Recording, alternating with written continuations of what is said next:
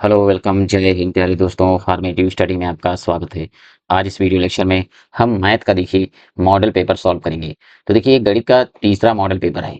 इससे पहले हम दो मॉडल पेपर सॉल्व कर चुके हैं। तो अगर आपने पिछले वाले मॉडल पेपर सॉल्व नहीं किए हैं तो जरूर सॉल्व कर लें। प्लेलिस्ट बनी है, आप वहां से देखिए आराम से सॉल्व कर सकते हैं। और साथ ही अगर आपने चैप्टर वाइज नहीं भी मैथ पढ़ी है तो देखिए प्लेलिस्ट बनी है, वहां से पूरा चैप्टर वाइज पढ़ सकते हैं। वहां से हमने एक एक टॉपिक डिटेल से पढ़ाया हुआ है।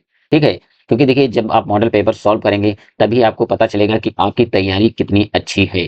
ठीक है, और किन किन टॉपिक्स पर आपको कठिनाई हो रही है, जिनका आपको दोबारा रिवीजन करना होगा। ठीक है, तो देखिए अगर आपने मैथ को चैप्टर वाइज नहीं पढ़ा है तो देखिए प्लेलिस्ट बनी है, आप वहां से जाकर सारे चैप्टर एक एक करके आराम से पढ़ सकते हैं। ठीक है, क्योंकि देखिए मैथ में अगर देखा जाए तो सबसे ज्यादा बैक लगती है। और बैक लगने का रीजन यही है कि लोग क्या करते हैं, केवल ऐसे ही क्वेश्चन आंसर सॉल्व करते रहते हैं और चैप्टर वाइज पढ़ते नहीं हैं, तो सारे कॉन्सेप्ट जो हैं वो क्लियर नहीं हो पाते हैं। तो सबसे पहले अगर आपका मैथ कमजोर है तो पहले चैप्टर वाइज पढ़िए, जिससे कि आपके सारे कॉन्सेप्ट क्लियर हो जाएंगे। फिर क्वेश्चन चाहे जैसा हो आपसे गलती नहीं होगी। तो देखिए ये जो मॉडल पेपर है हम सॉल्व करवाने जा रहे हैं, ये 2019 का मॉडल पेपर है। ठीक है, इसमें देखिए टोटल 18 प्रश्न हैं। 18 प्रश्न होते हैं और देखिए 1 घंटे का समय होता है। 1 घंटे में आपको ये पेपर पूरा सॉल्व करना होता है। देखिए अभी आपसे चाहे जितनी गलती हो जाए कोई दिक्कत नहीं है, लेकिन हाँ परीक्षा में आपसे गलती नहीं होनी चाहिए। ठीक है, तो देखिए गलती तब नहीं होगी जब आप लगातार तैयारी करते रहेंगे। ठीक है, आप देखिए समय है कि मॉडल पेपर सॉल्व करने का, तो आप जितना हो सके देखिए क्वेश्चन प्रीवियस ईयर क्वेश्चन लगाते रहिए, जिससे कि देखिए जितना ज्यादा आप क्वेश्चन प्रैक्टिस करेंगे उतना ही ज्यादा आपकी तैयारी अच्छी हो जाएगी। तो चलिए क्लास को स्टार्ट करते हैं बिना देरी के भी। तो सबसे पहला प्रश्न है, निम्नलिखित में 9 का अपवर्त है। तो देखिए सबसे पहले हम समझ लेते हैं अपवर्त और अपवर्तक होते क्या है। तो देखिए जो अपवर्त होते हैं इनको हम कहते हैं गुणज भी, इनका दूसरा नाम क्या है गुणज, या इंग्लिश में अगर कहा जाए तो मल्टीपल। ठीक है, तो देखिए अगर कहा जाए कि 4 के अपवर्त बताइए, तो यानी 4 के अपवर्त मतलब 4 का आपको पहाड़ा पढ़ना है। 4 के 4, 4 दूनी 8, 4 तिया 12, 4 चौके 16, 4 पंचे 20। इसी प्रकार आप कहाँ तक चले जाएं, अनंत तक। तो अगर पूछा जाए कि अपवर्तों की संख्या कितनी होती है तो अनंत होती है, यानी ये इनका कोई सीमित संख्या नहीं होती है, ये कहाँ तक जाते हैं, अनंत तक। फिर देखिए अब आती है बात अपवर्तक, या इनका दूसरा नाम है गुणनखंड। ठीक है, इंग्लिश में इनको हम कहते हैं फैक्टर्स। तो अगर कहा जाए कि 4 के अपवर्तक या गुणनखंड बताइए, तो यानी 4 के वही गुणनखंड होंगे जो देखिए 4 को जिनसे डिवाइड किया जा सकता हो। जैसे 1 है, 1 से आप 4 को भाग कर सकते हैं। 2 से देखिए अगर 4 को डिवाइड करेंगे तो पूरा पूरा डिवाइड हो जाएगा। और 4 से यानी अगर 4 के अपवर्तक देखा जाए तो केवल 3 ही है। ठीक है, अब इसके अलावा नहीं है। उसी प्रकार अगर 6, देखिए 6 के अपवर्तक, तो यानी ये जो संख्या है ये किन किन संख्याओं से विभाजित हो सकती है। तो देखिए 6 1 से पूरी पूरी डिवाइड हो जाएगी, फिर 2 से भी डिवाइड हो जाएगी, और 3 से भी डिवाइड हो जाएगी, और फिर लास्ट में 6 से डिवाइड हो जाएगी। इसके अतिरिक्त देखिए कोई ऐसी संख्या नहीं है जिससे 6 को डिवाइड किया जा सके। तो अगर 6 के अपवर्तक पूछा जाए तो कितने हैं, 4 हैं। देखिए 1 2 और ये 3 और 6, टोटल संख्या इनकी कितनी है, 4 है। ठीक है, चलिए अब हम क्वेश्चन पर आते हैं। तो देखिए क्या कह रहा है, 9 के अपवर्तक। तो देखिए 9 के अपवर्तक हैं, देखिए 9 18 27 36, बी ऑप्शन सही होगा। अगला क्वेश्चन है, 30 और 40 के बीच अभाज्य संख्याएं। तो देखिए अभाज्य संख्याएं कौन सी होती हैं, अभाज्य संख्याएं वे होती हैं जो या तो 1 से डिवाइड होंगी या तो स्वयं से, यानी इटसेल्फ। ये संख्याएं देखिए ये तो केवल 1 से डिवाइड होंगी, पूरी पूरी विभाजित हो जाएंगी, या तो वो खुद से होंगी और इसके अतिरिक्त वो किसी से विभाजित नहीं होंगी, उन्हें हम क्या कहते हैं, अभाज्य संख्याएं। तो देखिए इसमें जो सा ऑप्शन है 31 और 37, ये केवल 1 से डिवाइड होंगी और खुद से, इसके अतिरिक्त ये किसी से डिवाइड नहीं होंगी। ठीक है, तो कौन सा ऑप्शन होगा, सा ऑप्शन। तो चलिए अगले सवाल पर आते हैं। 3 संख्याएं 1:2:3 के अनुपात में हैं, यदि उनका महत्तम समापवर्तक यानी मासा 12 है तो ये संख्याएं हैं। तो जब भी इस प्रकार सवाल दिया हो तो सबसे पहले आपको संख्याओं का मासा निकालना है। यानी अगर मासा दिया है तो मासा निकालेंगे, अगर यहाँ पर लासा दिया होता तो हम लासा निकालते। तो देखिए 1 2 और 3 का जब आप मासा निकालेंगे तो देखिए कितना आएगा, 1 आएगा। अब 1 कैसे आया, देखिए जब भी कोई संख्याएं दी हों, अगर उन संख्याओं में कोई संख्या ऐसी कॉमन ना हो तो मासा जो होता है 1 होता है। ठीक है, अब जो हमने देखिए इन संख्याओं का मासा निकाला है और जो पहले मासा दिया हुआ था उससे भाग करिए। तो देखिए 12 पहले मासा दिया था, दोबारा हमने मासा निकाला कितना, 1, 1 से भाग कर दीजिए। अब देखिए हमें पहली संख्या चाहिए। ठीक है, तो पहली संख्या देखिए अनुपात में दी है 1, तो 1 से गुणा कर दीजिए, जो संख्या चाहिए उससे गुणा कर दीजिए। तो पहली संख्या आ जाएगी 12। अब देखिए दूसरी संख्या निकालना है, तो 12/1, गुणे 2 कर दीजिए तो दूसरी आ जाएगी 24। फिर देखिए तीसरी संख्या निकालना है तो पहले 12 लिखिए बटे 1 गुणे 3, ये आ गई तीसरी संख्या। ठीक है, तो कौन सा ऑप्शन सही होगा? तो देखिए 12, 24, 36। ठीक है, अगला सवाल है किसी कक्षा में 30 बच्चों में से 80% बच्चे उत्तीर्ण हैं, तो कक्षा में कितने बच्चे उत्तीर्ण हैं? तो देखिए टोटल बच्चे हैं 30, यानी 30 का 80%। अगर आप 30 का 80% निकाल देंगे तो हमें पता चल जाएगा कि कक्षा में कितने बच्चे उत्तीर्ण हुए हैं। तो देखिए 30 का मतलब गुणे 80, प्रतिशत हटाएंगे तो बटे में आ जाएगा 100। देखिए इस जीरो से ये जीरो कट जाएगा, इस जीरो से ये जीरो कट जाएगा, तो 8 तिरिक 24। कितना आंसर आएगा? 24। कौन सा ऑप्शन सही है? ए ऑप्शन सही है। ठीक है, टोटल बच्चे कितने उत्तीर्ण हुए हैं? 24। चलिए अगले प्रश्न पर आते हैं। अगला प्रश्न है 18% का भिन्न रूप होगा। तो देखिए 18% का भिन्न रूप, तो देखिए प्रतिशत जब हटाएंगे तो बटे में आ जाएगा 100। देखिए अब इसको सॉल्व कीजिए तो देखिए 2 से काटिए, 2 9 18, ये 2 से काटेंगे तो 50 आ जाएगा, यानी 9/50। कौन सा ऑप्शन सही है? तो डी ऑप्शन सही है, 9/50। तो देखिए हमने ऑब्जेक्टिव टाइप जितने क्वेश्चन हैं वो कर लिए। अब हम चलिए आते हैं अतिलघुत्तरी प्रश्नों पर। तो देखिए अतिलघुत्तरी प्रश्न, ठीक है, तो छठा सवाल है 3 अंकों की सबसे छोटी प्राकृतिक संख्या लिखिए। तो 3 अंकों की सबसे छोटी प्राकृतिक संख्या, तो देखिए ये है 100। 3 अंकों की सबसे छोटी प्राकृतिक संख्या कितनी है? 100। ठीक है, तो यही है आंसर। देखिए अगर कहा जाए कि 3 अंकों की सबसे बड़ी संख्या, तो देखिए अगर 3 अंकों की सबसे बड़ी संख्या पूछी जाए तो देखिए 999। तो देखिए 999 जो है ये 3 अंकों की सबसे बड़ी संख्या है, और 100 जो है ये 3 अंकों की सबसे छोटी संख्या है। चलिए अगले सवाल पर आते हैं। अगला क्वेश्चन है 35 सेमी व्यास वाले वृत्त का परिमाप ज्ञात कीजिए। देखिए थोड़ा यहाँ कंफ्यूज करने के लिए लिखा गया है परिमाप, और जबकि देखिए वृत्त में तो होती है परिधि। तो देखिए इस परिधि को, यानी ये जो परिमाप है इसे ही हम कहते हैं परिधि, यानी परिधि को ही हम क्या कहते हैं? परिमाप। तो यहाँ पर कंफ्यूज नहीं होना है। तो देखिए वृत्त का या वृत्त की परिधि, ठीक है, परिधि कह सकते हैं, या आप लिख दीजिए परिमाप। तो वृत्त का परिमाप होता क्या है? 2πr। अब हमें जरूरत होगी आर की, यानी त्रिज्या की। तो देखिए हम त्रिज्या कैसे निकालेंगे? तो यहाँ पर देखिए हिंट दी है, त्रिज्या को हम कैसे निकालेंगे? क्योंकि व्यास दिया है तो त्रिज्या जो होती है व्यास की आधी होती है। तो देखिए व्यास बटे 2, त्रिज्या को अगर निकालना है तो व्यास की आधी कर दीजिए। तो देखिए 35/2, यानी त्रिज्या कितनी आ गई? 35/2। अब आपको इसमें मान रख दीजिए, तो 2 × 22/7 गुणे 35/2 काट लीजिए। तो इस 2 से ये वाला 2 कट गया, 7 से 1 कट जाएगा, 7 × 5 = 35। तो देखिए 5 दूनी 10, 5 दूनी 10, 1 11। ये तो देखिए वृत्त की जो परिधि आ जाएगी कितना आ जाएगी? 110। ठीक है, तो देखिए 110 सेंटीमीटर। चलिए अगले प्रश्न पर आते हैं। अगला सवाल है 24/7 को दशमलव संख्या में बदलिए। तो यानी लिखा है 24/7। तो देखिए इसको करना क्या है? बस केवल भाग कर देना है, बस बदल जाएगा ये देखिए दशमलव में। तो देखिए जब इसको आप भाग करेंगे तो आंसर आएगा 3.428। ठीक है, कितना आंसर आएगा? 3.428। चलिए अगले प्रश्न पर आते हैं। अगला क्वेश्चन है किसी तल पर स्थित एक रेखा में कितने बिंदु हो सकते हैं? तो देखिए अगर किसी तल पर स्थित एक रेखा में, यानी इस प्रकार अगर कोई रेखा खींची है, ठीक है, तो कितने बिंदु हो सकते हैं? तो इस पर देखिए बहुत सारे बिंदु हो सकते हैं, यानी असंख्य। क्या लिख सकते हैं? अनंत बिंदु। क्या लिख सकते हैं? अनंत। कितने बिंदु हो सकते हैं? तो अनंत। अगला सवाल है कौन सा अनुपात बड़ा है? तो देखिए 2/3, पहले हम इसको भिन्न में लिख देते हैं, और 5/8। ठीक है, अब देखिए इसमें बड़ा कौन है? तो इसके तरीके बहुत सारे हैं, ठीक है, लेकिन हम आपको 2 तरीके बता रहे हैं। तो सबसे पहले आपको करना क्या है? इसके देखिए हर बराबर करिए। तो जब हर बराबर करना है तो देखिए इस 8 को इससे गुणा कर दीजिए। 8 से जब आप गुणा करेंगे हर में, तो देखिए नियम क्या कहता है कि ऊपर अंश में भी करना पड़ेगा। तो ये आ जाएगा देखिए 8 दूनी 16, 8 तिरिक 24। फिर देखिए अब इसका हर बराबर करना है तो देखिए इस 3 से कर दीजिए इसको गुणा। तो देखिए जब 3 को हर में गुणा करेंगे तो देखिए अंश में भी करना पड़ेगा। कर दीजिए, तो 5 तियां 15, 8 तिरिक 24। तो देखिए जिसका अंश बड़ा वो वाला क्या है? मान बड़ा होगा, यानी वो अनुपात बड़ा होगा। तो देखिए कौन सा अनुपात बड़ा है? तो 2/3, यानी ये होगा बड़ा। ठीक है, ये बड़ी भिन्न होगी।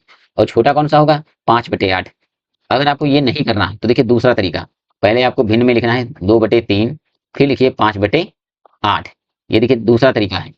इसमें क्या करिए, देखिए कैंची का गुणा करिए, तो 8 दूनी ऊपर कितना आया 16, और इसको देखिए इससे गुणा कीजिए, 3 बचे 15। तो जिसका मान देखिए बड़ा आया है वो भिन्न बड़ी, तो देखिए 16 जो है मान बड़ा आया है, तो ये 2/3 जो है ये क्या है, ये बड़ी भिन्न है। ठीक है, और छोटी कौन है, तो छोटी जिसका मान देखिए छोटा आया है, तो 5/8। ठीक है, तो जो तरीका आपको सही लगे वो आप तरीका लगाइए। चलिए अगले सवाल पर आते हैं। अगला सवाल है, एक दुकानदार के पास 60 कप थे, तो देखिए 40 कप बिक गए, कुल कितने प्रतिशत कप बिक गए। ठीक है, तो देखिए सबसे पहले लिखना है कुल कपों की संख्या। तो देखिए कुल कितने कप हैं 60, इसमें बिके कितने हैं, तो देखिए बिके हुए कितने हैं 40। तो कह रहा है कि प्रतिशत, कुल कितने प्रतिशत बिके, तो देखिए प्रतिशत, प्रतिशत बिके कप बराबर, तो देखिए 60 में से देखिए 40 बिके हैं, किसमें 60 में से, तो 60 को देखिए नीचे लिखेंगे हर में, और अंश में लिखेंगे 40। अब देखिए हमें चाहिए प्रतिशत में मान, तो उसको 100 से कर देते हैं गुणा। ठीक है, जब आप 100 से गुणा कर देंगे, बस आप सॉल्व कर लीजिए। तो देखिए जब इसको आप डिवाइड करेंगे, तो देखिए ये वाला जीरो और ये वाला जीरो कट जाएगा, 2 से काटिए, 2 दूनी 4, तो ये हो जाएगा 2 तिया 6, तो देखिए ये आ गया 200/3। तो देखिए इसको और आप भाग करेंगे, तो ये आ जाएगा 66.67। ये होगा आपका आंसर। तो चलिए अब हम आते हैं लघु उत्तरीय प्रश्नों पर। ये जो अब हम प्रश्न करेंगे ये 2 नंबर के होते हैं। ठीक है, तो देखिए 12वां प्रश्न है जो बोर्ड मास पर आधारित है। तो जब भी इस प्रकार का प्रश्न दिखे तो आपको करना क्या है, सबसे पहले लिखिए बोर्ड मास। ठीक है, जब आप बोर्ड मास लिखेंगे तब आपको पता चलेगा, देखिए सबसे पहले लिखा है बी, बी फॉर होता है ब्रैकेट, यानी पहले हमें ब्रैकेट सॉल्व करना है, फिर इसके बाद ऑफ यानी का को सॉल्व करना होता है, फिर डिवाइड करते हैं, इसके बाद मल्टीप्लाई, फिर ऐड करते हैं, और लास्ट में क्या है सब्सट्रैक्ट यानी घटाते हैं लास्ट में। तो जो ब्रैकेट है, तो सबसे पहले देखिए हम छोटा ब्रैकेट सॉल्व करेंगे, इसके बाद मंझला ब्रैकेट, और उसके बाद सबसे लास्ट में बड़ा ब्रैकेट। तो चलिए अब सवाल को देखिए। तो देखिए 18 ब्रैकेट बंद, 14 प्लस मंझला ब्रैकेट 16 माइनस, देखिए 18 में से 5 निकल जाएंगे तो कितना बचेगा 13। ठीक है, बड़ा ब्रैकेट, फिर देखिए 18 माइनस बड़ा ब्रैकेट 14 प्लस, अब देखिए मंझला ब्रैकेट सॉल्व कीजिए, 16 में से 13 निकल जाएंगे तो बचेगा 3। ठीक है, 18 माइनस, अब देखिए इसको सॉल्व कीजिए, 14 3 17, तो देखिए कितना आंसर आ जाएगा, तो ये आपका आंसर हो जाएगा देखिए एक, एक आंसर आएगा आपका। ठीक है, इसी प्रकार देखिए बोर्ड मास के जितने भी सवाल हैं ऐसे ही सॉल्व करना है। देखिए अगला सवाल है, राम ने 300 में एक रेडियो खरीद कर ये खरीदा, वह उसे कितने रुपए में बेचे कि 20% का लाभ हो। तो देखिए सबसे पहले मान लीजिए, माना रेडियो का क्रय मूल्य, रेडियो का क्रय मूल्य, रेडियो का क्रय मूल्य कितना मान लिया हमने 100 रुपये। ठीक है, लाभ कितना हुआ, तो देखिए लाभ हुआ 20 रुपये, यानी अगर कोई वस्तु को 100 रुपये में खरीदा गया है और लाभ हुआ है 20 रुपये का, तो देखिए विक्रय मूल्य कितना हुआ, तो देखिए विक्रय मूल्य, विक्रय मूल्य हुआ होगा देखिए यानी 120 रुपये। ठीक है, यानी वो वस्तु जो है 120 रुपये की बिकी होगी, तभी तो 20 रुपये का लाभ हुआ है। ठीक है, तो देखिए हमने माना कि रेडियो का अगर क्रय मूल्य 100 रुपये है, ठीक है, अगर उसको 20 रुपये लाभ पर बेचा जाए, तो देखिए हम उसको विक्रय मूल्य यानी वो कितने का बिकेगा 120 रुपये का, तभी देखिए 20 रुपये का लाभ होगा। लेकिन अब हमें निकालना है वास्तविक विक्रय मूल्य, तो देखिए वास्तविक विक्रय मूल्य, विक्रय मूल्य, तो अब देखिए कैसे निकलेगा। तो सबसे पहले देखिए क्रय मूल्य क्वेश्चन में कितना दिया है, तो देखिए क्वेश्चन में दिया है क्रय मूल्य 300 रुपये, तो लिखिए पहले 300। ठीक है, फिर इसके बाद देखिए हमने माना कितना है क्रय मूल्य 100 रुपये, तो देखिए 100 से इसको कर दीजिए भाग। ठीक है, हमें चाहिए क्या, तो देखिए हमें चाहिए विक्रय मूल्य, तो हमने देखिए विक्रय मूल्य कितना निकाला है 120, तो इसको देखिए 120 से गुणा कर दीजिए। ठीक है, तो देखिए ये दो जीरो से ये दो जीरो कट जाएंगे, तो कितना आंसर आएगा 12 तिया 36, यानी 360। ठीक है, तो देखिए वास्तविक विक्रय मूल्य कितना होगा 360 रुपये, ये है आपका आंसर। इससे पहले, इससे पहले वाला जो मॉडल पेपर हम सॉल्व कर रहे थे, तो एक इस टाइप का सवाल हम कर चुके हैं। देखिए 360 आंसर हुआ। अब देखिए कुछ लोगों को प्रॉब्लम हो रही होगी कि मान कैसे रखा जाता है, तो वैल्यू पुटिंग में दिक्कत हो रही होगी। तो देखिए हमने सवाल में पहले देखिए क्या दिया है, सवाल में जो ये 300 दिया है, तो ये 300 दिया है क्या क्रय मूल्य। ठीक है, हमने माना कितना क्रय मूल्य, हमने माना 100 रुपये, तो हमने 100 से कर दिया इसको भाग। ठीक है। अगर ऊपर क्रय है तो नीचे भी क्रय होगा, ठीक है। अब निकालना क्या है, विक्रय मूल्य। तो जो विक्रय मूल्य, जो चीज निकाली जाती है उससे किया जाता है गुणा, ठीक है। फिर हमें मान प्राप्त हो जाता है, यानी आंसर आ जाता है, ठीक है। तो देखिए, क्रय मूल्य को क्रय मूल्य से भाग करेंगे, ठीक है, और विक्रय मूल्य निकालना है तो उससे गुणा कर देंगे। चलिए अगले सवाल पर आते हैं। सवाल देखिए 13 है। इससे पहले हमने 14 नंबर सवाल कर लिया है, लेकिन ये 13 नंबर जैसे छूट गया था, तो इसको देखिए आप समझ लीजिए। तो इसमें कह रहा है कि पटरी और प्रकार की सहायता से 90 डिग्री का कोण बनाइए। तो इससे पहले जब मॉडल पेपर हमने सॉल्व किया था तो वहां हम इसके बारे में बहुत अच्छे से जान चुके हैं, ठीक है। तो इसको देखिए हम यहाँ पर सॉल्व नहीं करेंगे। तो चलिए अगले प्रश्न पर आते हैं। 14 नंबर ये तो हम सॉल्व कर चुके हैं। अब आते हैं क्वेश्चन नंबर 15 पर। क्वेश्चन है, वह बड़ी से बड़ी संख्या बताइए जिससे 49, 59 और 109 को भाग देने पर शेषफल क्रमशः 1, 3 और 5 रहे। तो जब भी इस प्रकार सवाल दिया हो, कहे बड़ी से बड़ी संख्या, तो सोच लीजिए क्या निकालना है, मासा निकालना है, ठीक है। अगर कहे छोटी से छोटी संख्या, यानी छोटी से छोटी संख्या लिखा हो, तो निकाला जाता है लसा, ठीक है। ये आपको याद रखना है। तो अब देखिए इसको करते हैं हम कैसे। तो पहले दिया है देखिए 49, 49 में से देखिए जो क्रमशः शेष निकल रहा है, तो एक घटा दीजिए, पहला शेष घटाइए, तो ये बचेगा देखिए 48। इसके बाद दिया है देखिए 59, 59 में से आपको ये 3 शेष घटाना है, तो माइनस कर दीजिए 3, तो ये हो जाएगा देखिए 56। फिर इसके बाद देखिए दिया है 109, इसमें से आपको 5 घटाना है, तो देखिए आप जब 5 घटाएंगे तो ये आ जाएगा 104, यानी 104 आ जाएगा। अब देखिए हम इसका मासा निकालेंगे, यानी 48, 56 और 104 का निकालिए क्या, मासा। तो मासा हम निकालेंगे देखिए इसका भाग विधि द्वारा। तो देखिए कैसे, 48 से देखिए हम इस 56 को डिवाइड करेंगे, तो एक बार पहाड़ा लगेगा, तो देखिए घटाइए, ये आ जाएगा देखिए 8। फिर देखिए अब क्या करना है, 48 को भाग करिए, 8 छंग 48, तो देखिए लास्ट में ये पूरा कट गया। अब देखिए इस 8 से अब हम 104 को डिवाइड करेंगे, तो 8 देखिए यहाँ पर 104, 8 करना 8, कितना आया यहाँ से शेष, तो ये शेष आएगा देखिए 2। अब ये 4 ऊपर से लाइए, 8 तिरिक 24। तो लास्ट में देखिए जिस संख्या से पूरा पूरा डिवाइड हो जाए वही होता है मासा। तो देखिए इसका मासा कौन सा होगा, तो मासा बराबर 8, यही आपका होगा आंसर। क्योंकि लास्ट में जिस संख्या से डिवाइड होता है पूरा पूरा यानी विभाजित हो जाए उसे हम कहते हैं मासा। चलिए अगले प्रश्न पर आते हैं। तो देखिए 16 नंबर क्वेश्चन है, 5a² प्लस 4a-2 का मान ज्ञात कीजिए यदि a बराबर -2 है। तो देखिए a बराबर दिया है -2, तो देखिए इसमें आपको रख देना है 5a² प्लस 4a-2। तो जहां जहां पर a है तो आपको रख देना है -2। तो देखिए 5 गुणे -2, स्क्वायर लगाए तो स्क्वायर लगा दीजिए, प्लस 4 गुणे -2, ठीक है। तो देखिए ये 2 का जब स्क्वायर करेंगे देखिए तो 2 दूनी 4 आ जाएगा, तो यानी 5 गुणे 4, 2 बार जब गुणा होगा माइनस माइनस का तो ये प्लस हो जाएगा। फिर देखिए प्लस, यहाँ पर देखिए 4 दूनी 8, और ये है माइनस और ये है प्लस, तो माइनस और प्लस माइनस हो जाएगा, तो ये हो जाएगा माइनस का 8।